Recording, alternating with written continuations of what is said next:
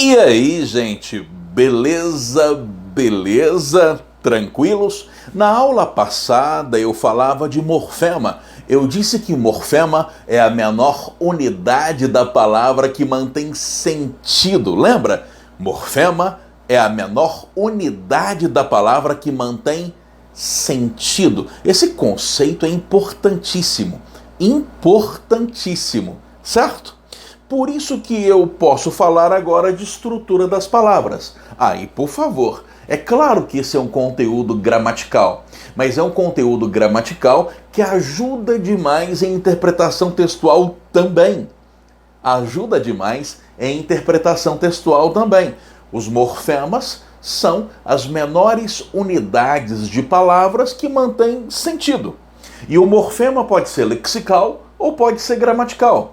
O morfema pode ser lexical ou pode ser gramatical. Conforme nós falávamos na aula anterior, o morfema lexical é o DNA da palavra. O morfema lexical é o radical, que é a parte da palavra que tem o significado da palavra e de sua família de palavras. É o radical. É a parte da palavra que mantém o sentido principal daquela palavra. O sentido principal daquela palavra é o radical. É o morfema lexical. Beleza ou não? E existem os morfemas gramaticais. Como eu dizia na aula passada, os morfemas gramaticais são aqueles que se repetem em várias palavras, ou seja, não são exclusivos de uma palavra. São ferramentas gramaticais que podem aparecer em várias palavras. São os morfemas gramaticais. São ferramentas gramaticais. É o caso dos afixos, vou chamar de 1, das desinências, vou chamar de 2, e das vogais temáticas, vou chamar de 3. De certa forma, uma palavra lexical pode ser dividida em morfema lexical e morfemas gramaticais.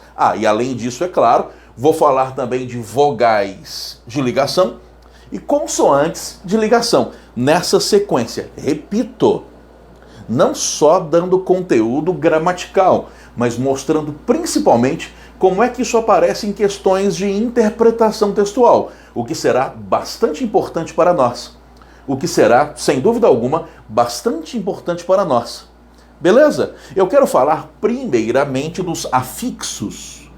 Mas eu tenho que lembrar alguma coisa com você. Palavras que têm o mesmo radical são chamadas de palavras cognatas, aquelas que têm o mesmo léxico, o mesmo radical. Se eu falo, por exemplo, campo, puxa, são várias palavras que têm esse radical. Campestre, campesino. Isso tudo são palavras que têm o mesmo radical. Feliz, felicidade, infeliz, felizmente. Puxa, isso é um conjunto de palavras. São palavras cognatas.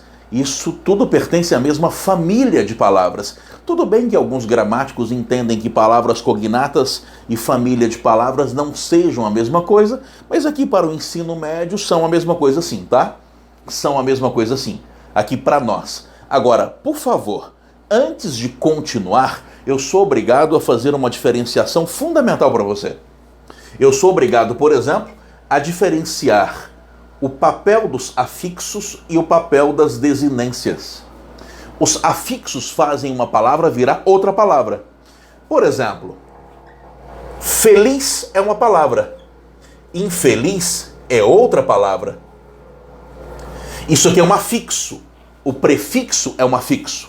E o prefixo faz a palavra virar outra palavra. Isso aqui é uma palavra, isso aqui é outra palavra.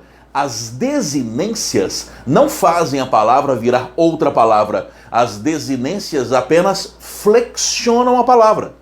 Por exemplo, menino, menina. Menino e menina. Menino é uma palavra. Menina é a mesma palavra. Eu tenho aqui a mesma palavra em duas flexões diferentes. Essa diferenciação é importantíssima, tá? O afixo modifica a palavra. A desinência não modifica, ela flexiona a palavra. Em alguns vestibulares que cobram mais gramática, saber essa diferenciação é fundamental. Claro, porque de repente eu coloco o seguinte, num item. O termo infeliz, derivado da palavra feliz, certinho, derivado. É uma derivação, porque a derivação faz uma palavra virar outra palavra. Agora, se eu colocasse o termo infeliz flexionado a partir do termo feliz, está errado. Porque a flexão não modifica a palavra. A flexão apenas faz a palavra concordar com o masculino, com o feminino. Essa diferenciação é importante em criatura. O afixo faz a palavra virar outra palavra, deriva a palavra. Enquanto que a desinência não deriva, é apenas uma ferramenta de flexão. Trata-se apenas de uma ferramenta de flexão. Eu vou apagar tudo para que eu possa falar de afixo com você. Para que eu possa falar de afixos, certo? Como eu prometi. E esse é um assunto que cai demais, tanto em gramática, quanto em questões de interpretação textual, que exigem um certo conteúdo gramatical. Por isso que eu poderia classificar essa aula como gramática ou como interpretação textual. Claro que eu falo um pouco dos dois, e eu acho que isso é bastante importante, até porque é assim que cai, né? Até porque é assim que cai, é assim que aparece na prova. Beleza? Deixa eu achar meu apagador. Achei o apagador. Vou apagar tudo para falar de afixos com você. Para que eu possa falar sobre afixos com você. Olha só.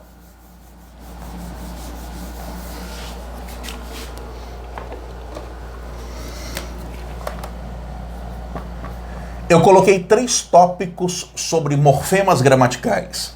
Os afixos eram o primeiro tópico. Os afixos podem ser prefixos ou sufixos.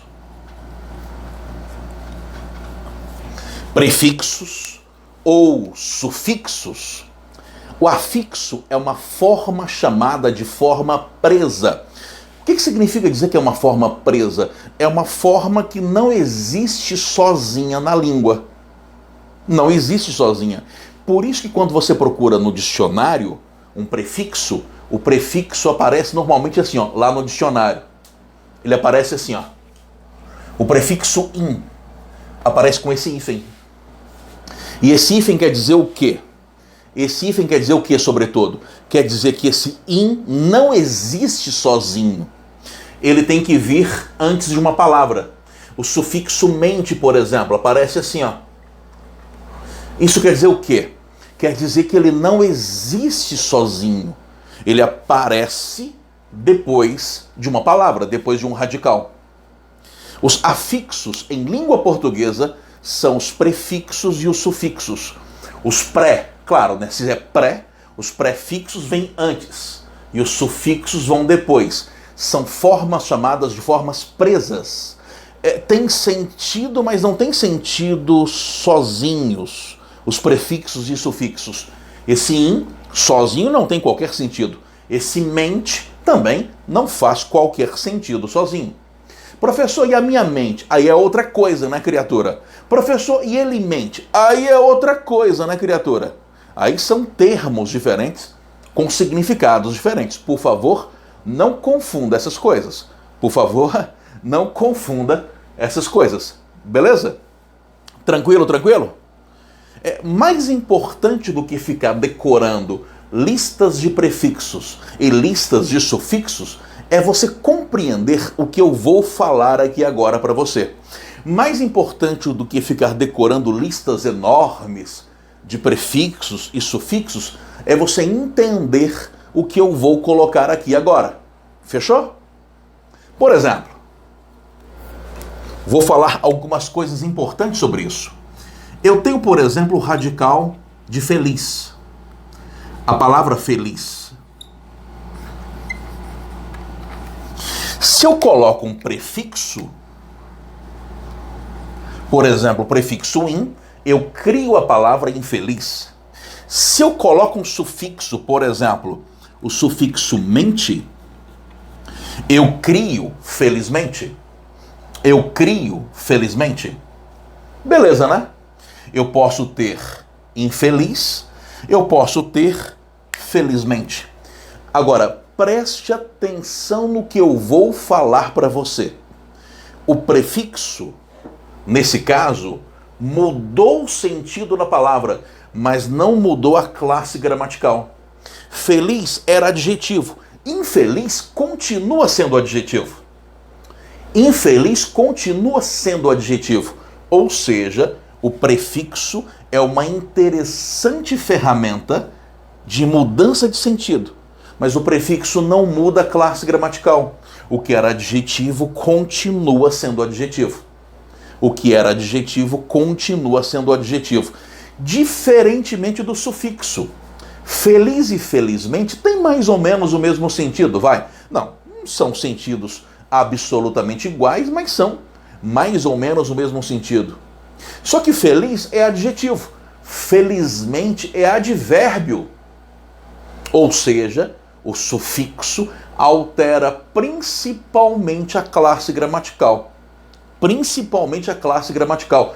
Isso é o que eu posso falar sobre o comportamento dos sufixos e a principal utilidade dos sufixos. E a galera acha que o mais importante é ficar decorando quais são os prefixos e ficar decorando quais são os sufixos. Isso não é o mais importante. Isso não é o mais importante. O mais importante não é ficar memorizando os prefixos ou ficar memorizando os sufixos. O importante é você saber os comportamentos. O prefixo altera predominantemente o sentido. O sufixo altera predominantemente a classe gramatical. Se eu tenho, por exemplo, o adjetivo nulo. Eu tenho, por exemplo, o adjetivo nulo. Aí eu falo, poxa, eu quero transformar esse adjetivo num verbo. Aí eu venho, coloco esse a e coloco o ar como sufixo e crio o verbo anular. Mas entenda que quem fez o adjetivo virar verbo foi o sufixo ar. Foi o sufixo ar que fez o adjetivo virar verbo. Ah não, mas eu não quero mais que ele seja verbo não. Eu não quero mais que ele seja verbo não. Eu quero que ele seja um adjetivo. Tudo bem. Eu coloco esse ável, que é um sufixo que transforma o verbo em adjetivo. Não, mas eu não quero mais que seja adjetivo, não. Eu quero que seja advérbio. Fácil. Eu venho aqui e coloco mente. Anulavelmente. Olha que interessante. Eu tinha um adjetivo. O ar fez o adjetivo virar verbo. O ável fez a palavra voltar a ser adjetivo. E o mente fez a palavra virar advérbio. Anulavelmente. Então, entenda, advérbio é uma ferramenta... Advérbio não, sufixo, perdão pela burrice. Sufixo é uma ferramenta interessantíssima para transformar a classe gramatical. Olha essa questão aqui, que é questão de prova da Unicamp.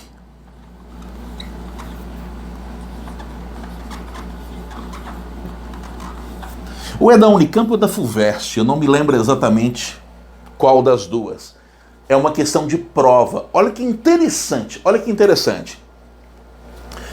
Eles colocaram na prova artigos do Código Civil sobre situações em que o casamento é nulo e situações em que o casamento é anulável. Era uma prova discursiva e você tinha que explicar a formação das palavras a partir do processo de formação das palavras, não é? Associando esse conteúdo ao código. Casamento nulo é aquele que não é válido. É aquele que não é válido. Certo? É. Exemplo, a pessoa se casa e depois que ela se casa é descoberto que ela já era casada antes. Portanto, esse casamento é nulo. O segundo não tem valor legal, segundo casamento. Nulo. Nulo é um adjetivo. Anulável também é um adjetivo. Anulável também é um adjetivo. Só que o sufixo aqui, ável, dá uma ideia de processo, de possibilidade. Quando é que o casamento é anulável? É quando ele não é declarado nulo, mas ele pode ser anulado. A menina se casa com um sujeito e de repente descobre que o sujeito é traficante. E aí ela pode entrar com processo para anular o casamento. Porque ela tem uma informação agora que ela não tinha antes. E essa informação poderá prejudicar a constituição da família e por aí vai. Aí tem os argumentos jurídicos para isso. Mas o que eu acho interessante nesse caso é você pensar o seguinte: nulo é adjetivo. Anulável também é adjetivo. Só que aqui eu tenho, na formação de anulável, o sufixo ar, mais o sufixo ável.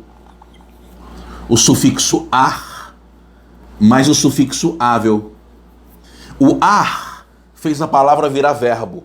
O ável fez a palavra voltar a ser um adjetivo. Fez a palavra voltar a ser um adjetivo. O que é bastante interessante. Como aqui, né? Anulável. O ar fez a palavra virar verbo. O ável fez a palavra voltar a ser adjetivo. Só que quando você fala anulável, o fato de lá dentro haver esse sufixo ar, que depois se cristaliza com o ável, isso dá uma ideia de possibilidade. Isso dá uma ideia de possibilidade, ou seja, é o casamento que pode ser anulado. Esse tipo de questão é interessante, gente, é interessante demais. E você tem que prestar atenção nisso. Isso sempre cai e cai desse jeito. Assunto a respeito do qual você tem que ficar bastante atento. Eu não tenho dúvida disso. Eu não tenho dúvida disso. Outra situação bastante interessante é essa aqui, ó.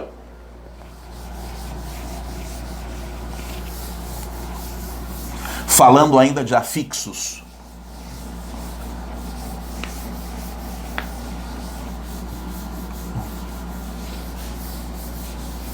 Outra situação bastante interessante, falando ainda de afixos. Olha só.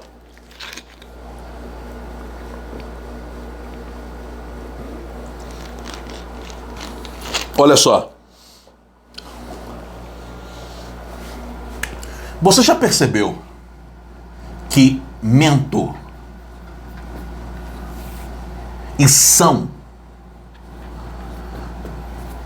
sufixos sinônimos? O que são palavras sinônimas? São palavras que têm sentidos muito parecidos. São palavras que têm sentidos muito parecidos. E nesse caso aqui, eu tenho sufixos sinônimos. Ou seja, sufixos que têm sentidos muito parecidos. Muito próximos mesmo. Muito próximos mesmo. Por quê? Porque tanto mento, cuidado, eu não estou falando de mente. Tanto mento quanto são sufixos substantivadores, que transformam verbos em substantivos. É o caso, por exemplo, de medicar. Medicar é um verbo. E eu posso formar, a partir do verbo medicar, tanto o substantivo medicamento, quanto o substantivo medicação. Medicação. São sinônimos, são termos que têm sentidos muito parecidos. Iguais não são, mas são significados muito próximos. São sentidos muito parecidos. Medicamento e medicação. Eu posso usar tanto esse sufixo quanto esse outro sufixo. A diferença básica é que o termo medicamento dá um sentido um pouco mais objetivo, o medicamento. É mais específico. Qual foi o medicamento usado? Medicação é mais abstrato, é mais abrangente, é mais genérico. Genérico, certo? Seria melhor falar assim, é mais genérico. Medicação seriam os vários medicamentos. Tá, mas as diferenças são mínimas. No caso de medicar, eu posso usar medicamento ou posso usar medicação. Agora, preste atenção no que eu vou te falar. Preste atenção, por favor, no que eu vou te falar. Olha só que interessante. Olha só que interessante. Estacionar. Mas mento dá estacionamento. Corrigir. Mas são vira correção. É mais uma prova de que mento e são sinônimos. Têm significados muito parecidos. Certo? Só que eu não posso trocá-los. É porque estacionamento, legal. Mas estacionação, eu entendo que faz sentido. Eu percebo que o são é sinônimo de mento. Mas essa troca não é possível. Essa substituição não é possível. Em língua portuguesa não existe estacionação. Da mesma forma como não existe corrigimento. Da mesma forma como não existe corrigimento. Essa troca não é possível. Essa substituição não é possível. Isso é bastante interessante, tá? Isso é bastante interessante. Essa substituição não acontece na prática. Você não pode substituir um termo por outro nesse caso. Legal? Tranquilo? Aí eu poderia montar uma questão para você envolvendo gramática e texto da seguinte maneira. Imagine uma família chegando a um restaurante. Saindo dessa quarentena agora, né? Chegando a um restaurante. O pai foi levar o carro ao estacionamento. Passa um pouco, o pai chega e o menino de 6 anos, havia várias pessoas da família ali, não é? Que vieram em outros carros, claro. Aí o menino de 6 anos fala para o pai, pergunta para o pai: pai, o senhor deixou o carro lá na estacionação? E os adultos todos riem. E a criança fica tentando entender o que ela falou de besteira. O que ela falou de besteira? Letra A. Por que os adultos riram? Letra B.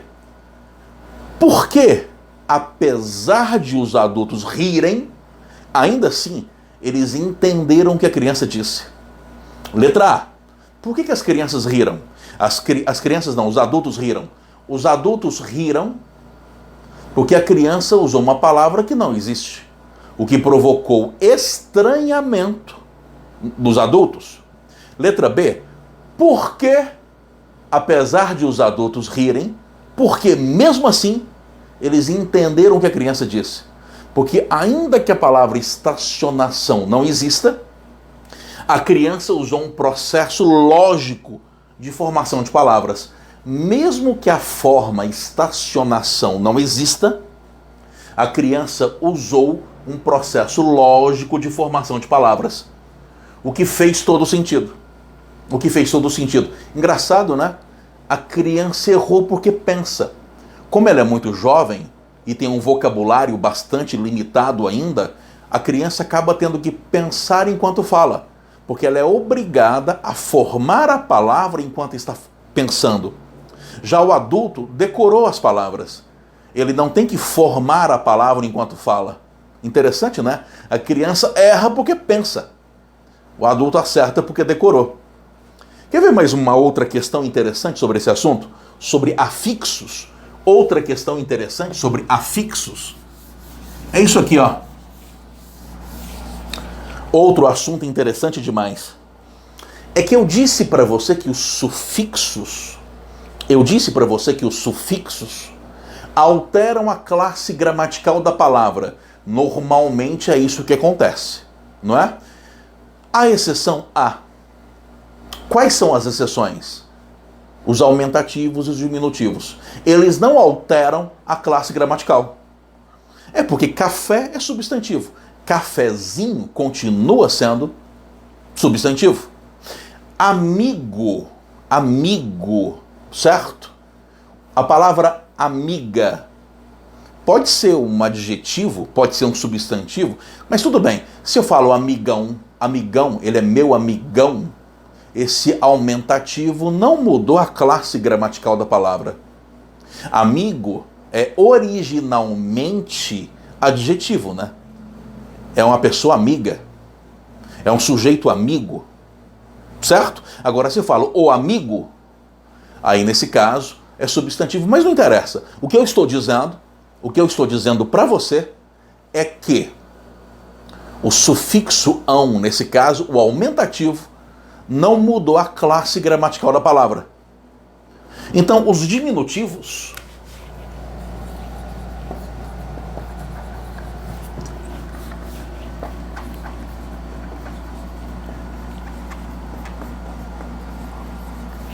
e aumentativos não alteram a classe gramatical. Por exemplo, os diminutivos como inho, como eco, como ito, como ícolo, de versículo, eles não alteram a classe gramatical. Os aumentativos também não, como ão, de casarão, aço, de golaço, arra, de bocarra.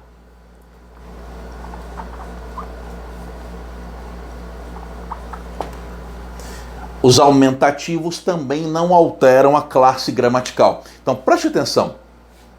Sufixos aumentativos e diminutivos não alteram a classe gramatical, mas eles alteram uma outra coisa.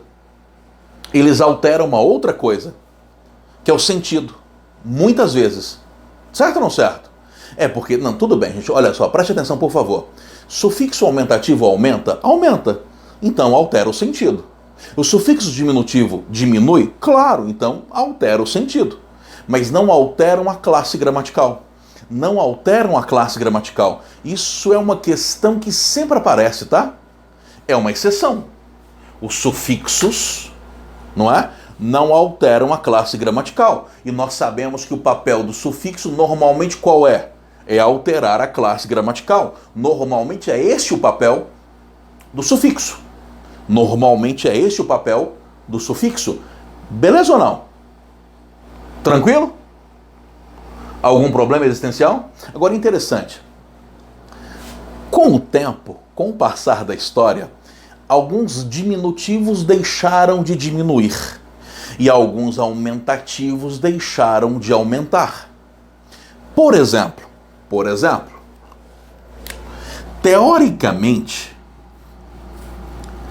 portão era para ser uma porta bem grande, né? O portão. Mas não. Esse aumentativo, com o tempo, mudou o sentido da palavra, além da questão de aumentativo. Porque hoje, qual é a diferença entre porta e portão? É que o portão fica lá no muro, a porta fica em casa. E esse aumentativo aumentou tão profundamente o sentido que alterou até o gênero, porque eu falo o portão e a porta. Aumentou até o gênero da palavra. Tanto é verdade que quando você quer colocar o aumentativo de porta, você coloca portona. Interessante, né? Antigamente, na Idade Média, o portão era uma porta bem grande mesmo. Era uma porta bem grande mesmo. Hoje não. Hoje não. Portão não é mais uma porta grande. Veja como que o aumentativo, com o passar do tempo, perdeu o seu sentido de aumentativo. O aumentativo, com o passar do tempo, perdeu o seu sentido de aumentativo. É o que acontece, por exemplo, com o sufixo diminutivo em mãezinha. Quando você fala mãezinha, quer dizer que a sua mãe tem 1,50 m? Não, esse sufixo é diminutivo. Tininho, olha o sufixo pejorativo. O diminutivo no sentido de algo pejorativo, não é? E, de repente, o sufixo aumentativo e o sufixo diminutivo podem servir até como propaganda, já que o vendedor fala que você vai pagar um precinho e vai ter um prazão. Interessante, né? Como que esses sufixos foram modificando profundamente os sentidos, além da ideia de aumentar e diminuir. Além da ideia de aumentar e diminuir. Isso é, no mínimo, bastante interessante. Tanto é verdade que, se eu falar assim, entre pelo portãozinho, e eu pergunto para você numa questão de texto, isso é uma contradição? Claro que não. Não é uma contradição. E por que isso não é uma contradição? Porque o primeiro sufixo está dando mesmo uma ideia de aumento ou não? Claro que não. O primeiro já foi incorporado pela palavra. E esse primeiro sufixo que foi incorporado pela palavra perdeu o poder de aumentativo. Ele mudou a palavra. Esse primeiro sufixo perdeu o seu sentido. O segundo não. O segundo sufixo mantém a ideia de diminutivo. Olha que interessante. O primeiro sufixo foi incorporado pela palavra ao ponto de perder o seu sentido original. O segundo sufixo não. Ele realmente continua fazendo o papel de sufixo. Ele realmente continua fazendo o papel de sufixo. Então a minha pergunta original qual era? Isso aqui é uma contradição? Claro que não. Não é uma contradição. Porque o primeiro sufixo, que é aumentativo, perdeu o poder de sufixo e foi incorporado pela palavra. Já o segundo mantém o papel de sufixo. Tem um desenho animado que fala do amigãozão.